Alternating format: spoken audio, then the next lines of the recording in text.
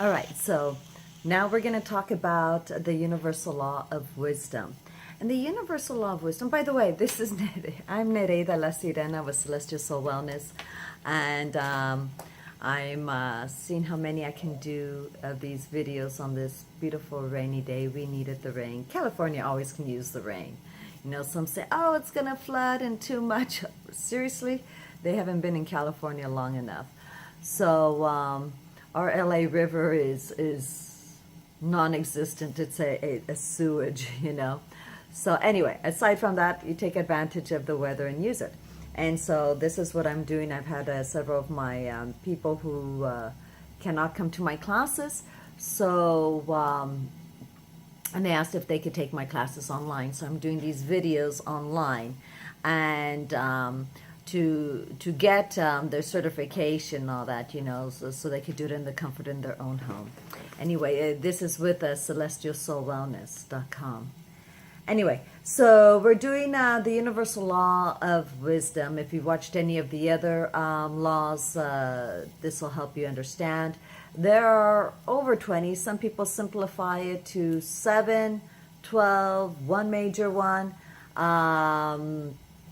There's about over, wow, there's a lot. And you, some people say there's even like 100, you know, but at least 50 good universal laws. And but always remember the most important law is from Christ consciousness, meaning, you know, treat others as you would have them treat you, or what they would say in the Bible, do unto others as you would have them do unto you. And in doing that, that covers everything in a nutshell. So let's go here now to the universal law. The universal law of wisdom bypasses the universal law of karma. And what that means is gosh. So what's going on is with the universal law is it counteracts the universal law, not counteracts, but supersedes the kind of universal law of karma. And we create our own karma, okay, by our thought forms. So the universal law is not just like understanding what is considered, understanding a situation, but understanding how we even got to that situation. And that's very important, because understanding our thought process, our metacognition, okay, being very aware what drives our reasoning, hence then our actions and our emotions. So if what's very important is we take the time, and this is where someone says psychoanalyze, you know, analysis, right? But it's really called metacognition. When we are analyzing our own thought process, we're taking that time. So we're going to look into our thought forms. How are they formed? And a lot of times they're by our philosophies, ideologies, perspectives, cultures, customs, traditions, beliefs, belief systems, experiences, okay? Let's see what else. Our spirituality, and cause and effect of our experiences, and what motivates them. So being aware of that, then we can understand why we came to a certain conclusion and decided to do whatever we did that might create karma. If we have guilt, okay, if we have any of the 5 R's, remember the 5 R's, you know, which really infect our liver, because remember, emotions get embedded in the cells, and the negative emotions are so toxic. It's so a low, dense frequency. It starts eating up into our organs. And so those 5 R's are going to be rage, also known as anger, but for me it's easier to say 5 R's, okay? Remorse, resentment, regret, and rejection, okay? And what caused that? and realizing and accepting our part, our involvement that created that.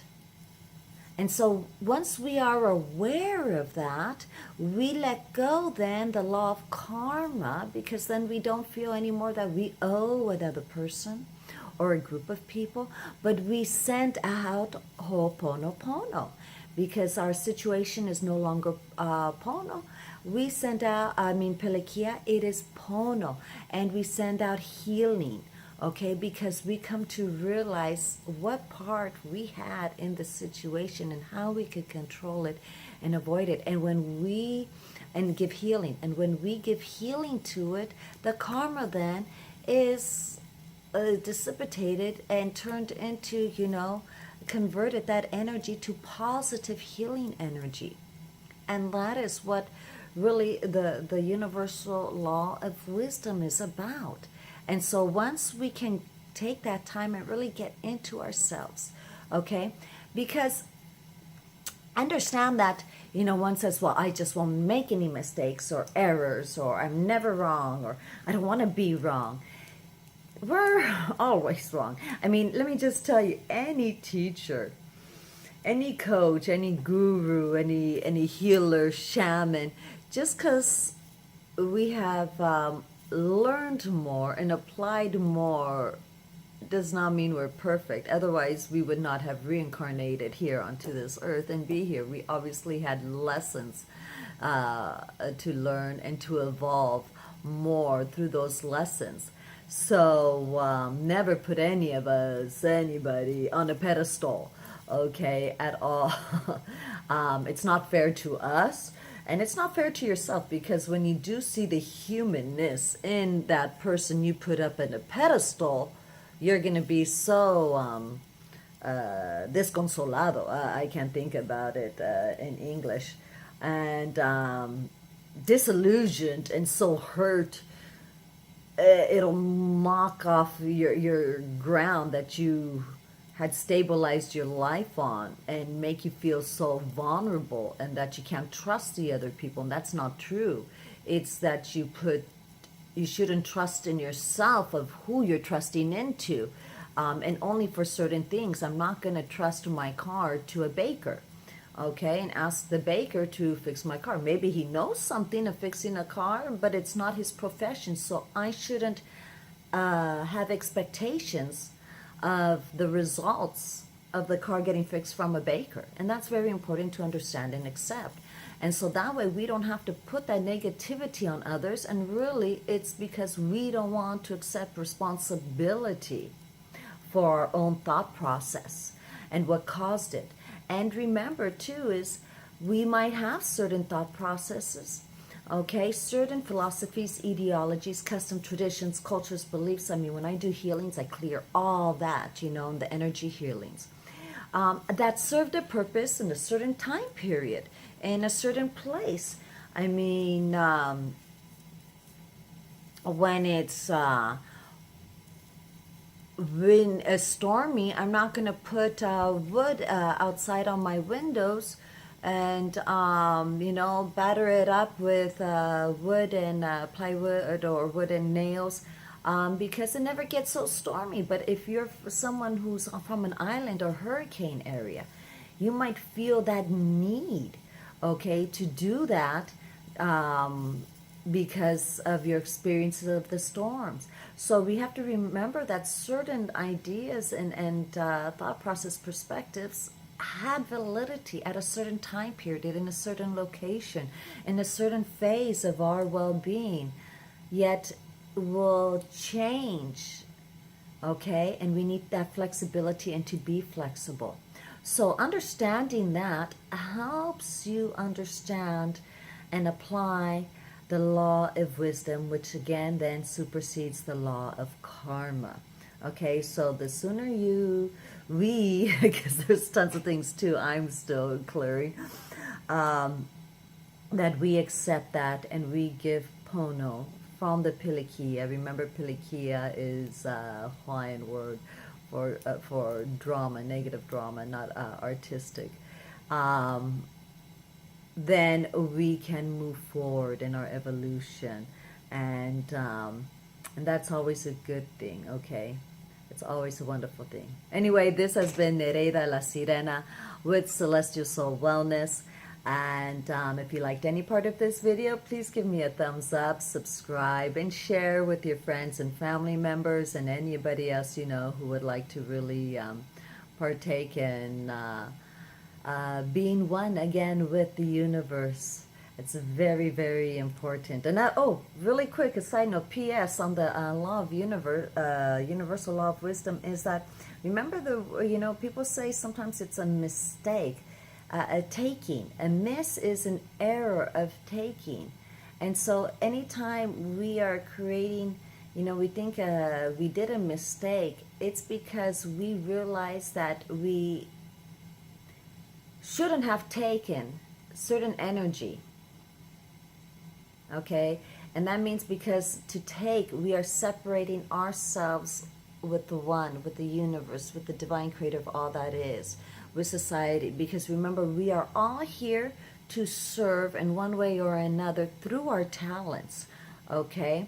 And focusing on, so if you're not sure, that's when you consult an astrologer like me, looking at your Venus. And then what is your soul purpose? Is everybody has a different soul purpose, and it's usually serving in one way or another. So you take that serving, of your North Node, and Venus will tell you what is the best way to do it, okay? And sometimes we have difficulties with that, but that's part of our karma and evolving. Well, anyway, again, this is Nereida La Sirena with Celestial Soul Wellness, and thank you for watching. Remember, I am an ordained minister this year of 2018. I'm really trying to get to the goal of marrying 50 couples, okay? And I am an ordained minister, and so I do weddings also and services in Spanish.